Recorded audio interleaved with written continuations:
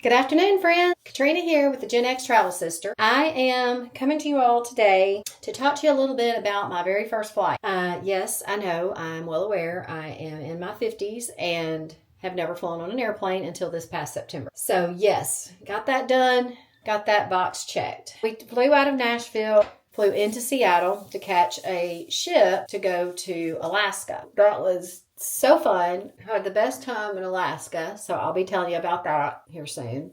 For now, I want to talk to you about this flight. So it was pretty uneventful, but what I want to say is, first of all, I did weigh my luggage before I left my house, and for all intent purposes, my little scale had me under 50 pounds on my check bag. So I had a check bag, husband had a check bag, we both had a carry-on and each a backpack. He didn't weigh his luggage.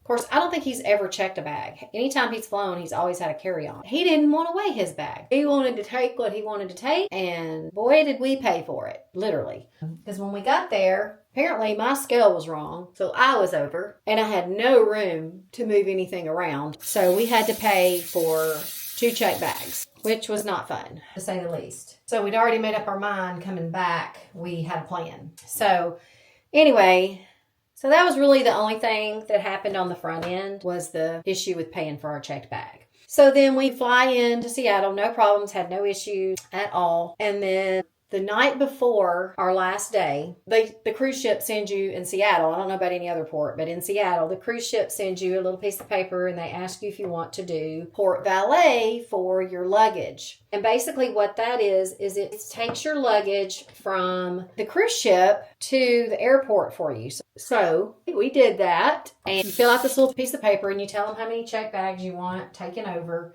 And then they give you luggage tags. So we did all that. I adhered all the luggage tags to the two wells. We actually ended up checking more this time because we were going to hang out in Seattle for a little bit because we had some time before our flight. And so we went ahead and sent over our 2 checked bags and our 2 carry-ons. I wish we hadn't done that because we had to pay for the 2 carry-ons, but we didn't have to pay for the 2 first checked bags, which was good.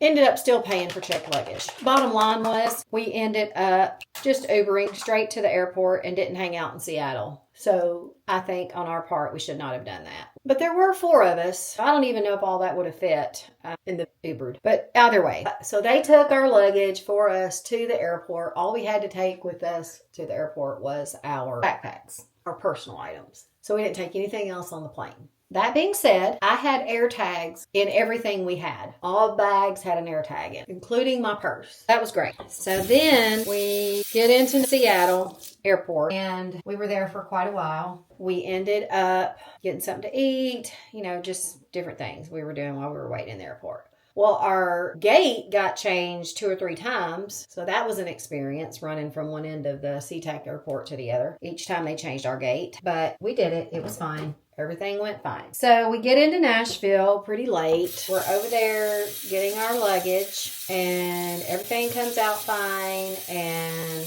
we're missing 1 bag. My husband's big suitcase was not there. And I told him, I said, I had a luggage tag on every single piece of luggage because I even videoed it. Because, I was just saying it was sad that we had to leave. So I had video coverage that we had luggage tags on every piece of luggage that was going to the airport. Even the ones that weren't going, I had something on them. Yeah, so that bag didn't come with it. Well, you get this piece of paper, too, regarding the Port Valet, and it has like a code on it. And so, anyway, the people in Nashville airport at BNA, they couldn't figure it out. I'm like, well, hang on. I have an AirTag. Let me see where it is. So I was able to locate Mrs. luggage. It was still sitting at the cruise port. Yeah. It never made it onto the plane. So I don't know why. It had a luggage tag. I don't know why. So we ended up, and I'm not knocking Port Valet because honestly, I think it's a great concept. I just don't know why that 1 piece of luggage didn't make it, but regardless. But thankfully, I had my AirTags, and listen, I highly recommend an AirTag, guys. You gotta do it. You gotta do it these days. If you don't have an AirTag, do a tile or something, some type of tracking device. So I highly, highly encourage that. So anyway, we get home super late, early in the next day, whatever you want to call it. we were tired, we go straight to bed. Meanwhile, I'm trying to call the port and, of course they're closed and you can't get a hold of anybody. Finally, the next day, once I roll out of bed after being so tired, I end up calling the port. The lady says, well, I don't really have time to look right now. We're going through some type of something or another. I don't know if it was some kind of inspection they were going through, some kind of something. So she couldn't just stop what she was doing. Or actually it was another person that gave me this one lady's phone number. So they gave me her phone number. I reached out to her and she did take the time eventually to find my luggage and she showed it to me. She sent me a picture. I'm like, yeah, that's it. She says, well, we can't get it, mailed out to you till probably tomorrow or the next day. Okay, well, there really wasn't anything in it but clothes, thank goodness. I was able to track it too the whole time. It was so funny because at one point it was at, I guess, her house. She must have taken it home with her because you could tell clearly it was in like a neighborhood. And so I guess she took it home with her and she made sure to get it to the FedEx or whoever they used. I can't remember. I think it was FedEx to get it delivered to us. But yeah, it took about a week to go across the country to get it to us. So just so you know, if that ever happens, it can take a little bit. But again, like I said, we didn't have anything in it except for clothes. And so that was good. So yeah, the moral of the story is get an AirTag or some type of tracking device for sure. The other little thing I wanted to mention is, so going there, it was going to Seattle. The plane had 2 seats here. I can't remember if it was 2 seats and 2 seats, or if it was, I don't think it was 2, 3, and 2. I think it was 2 and 2. And so I had a window and my husband had the aisle, which was great. We loved that setup. But coming back, it was 3 seats. So he needed the aisle. And so I had the middle seat and he had the aisle. I had the middle seat. And then we were hoping, if it wasn't a full flight, that no one would get the window, but no such luck. But it was a young girl she's a young woman who was going to a bachelorette party in Nashville. She sat by the window, so she was super, super sweet. She even let me, because I explained to her this, was technically my second flight because we were coming home. And I said, is there any way you would let me, take some pictures here and there? And she said, oh, no, anytime, just let me know and have at it. And I was like, okay, great. Thank you.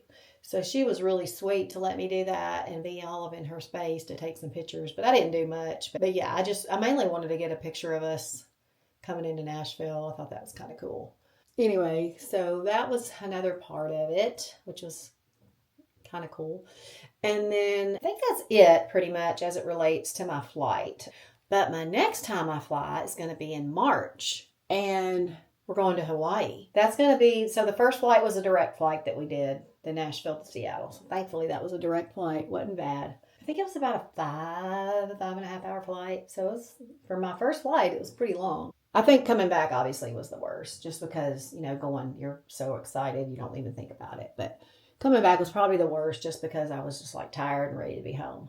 But this next flight that I do, we're flying from Nashville to Honolulu in 2 flights because we'll have to lay over in Phoenix going, and then coming back, we stop over at LAX. So I'm kind of excited just to see the different airports. I mean, I may not be saying that after I go through them and be like, what the heck? But from what I understand, both airports are probably going to be fine. So we'll see. But yeah, thankfully that one, since it is such a long flight to Hawaii, is broken up. And yeah, it's going to be long, y'all. It's going to be long. So, if y'all have any suggestions for me, go ahead and tell me now because, yeah, I don't know. We'll see how it's going to go. But again, we booked, this time we're going to be on Southwest. Downside, they don't have the seat back screens, but, I'll have my phone or iPad or something. I did like having the screens on Delta. That was pretty cool. And I don't think we get food, even on these long flights. I think because it's broken up, we do get 2 snacks. So instead of just getting 1 snack, we get 2 snacks. I'll have to think of something else better to take with me so I don't starve. But yeah, so I'm looking forward to that. But coming back from that one's probably going to be, grueling as well. Just because, again, the excitement will be gone and we'll be coming home and, all the things. But anyway, so I just wanted to kind of share that with you guys and let y'all know how that went for me. But it was, I don't know. I mean, I wouldn't call it completely uneventful, especially since we had to wait on our luggage to get home. But overall, as far as the flight in and of itself, it was fine. We didn't have any issues. Probably felt a little more turbulence coming back from that Seattle flight than we did going there, but otherwise I think everything was fine. So I'm a flyer now, guys. Anyway, all right, well, I'm going to hop off here. I just wanted to share that with you guys, and I've got some things coming up I want to show y'all about our trip, and I've got some travel items I want to show y'all also. One of the things was, I'll go ahead and tell you, is I got this thing off Amazon that like hooks onto the tray table and it's magnetic, and I just had my phone sitting on that. So that worked out really good for me to watch stuff. Like if I didn't want to watch what was on the Delta screen and I had something on my phone I wanted to watch, I just magnetized it to that little thing and it worked out great. And then I also had my AirFly. And y'all, I forgot my AirPods. I can't believe it. But thankfully, I brought my over the head because I knew I was going to need one or the other or both and maybe swap them out. But I didn't get to swap them out because, I forgot my AirPods. The over the head, at that time I had Beats and they worked great. They had noise canceling and all that and they worked great. But now I've got Bose. So I'll be using those and bringing my AirPods, hopefully, if I don't forget them. That worked out good too. So anyway, all right, guys, I'm going to hop off here and I hope you guys have a blessed day.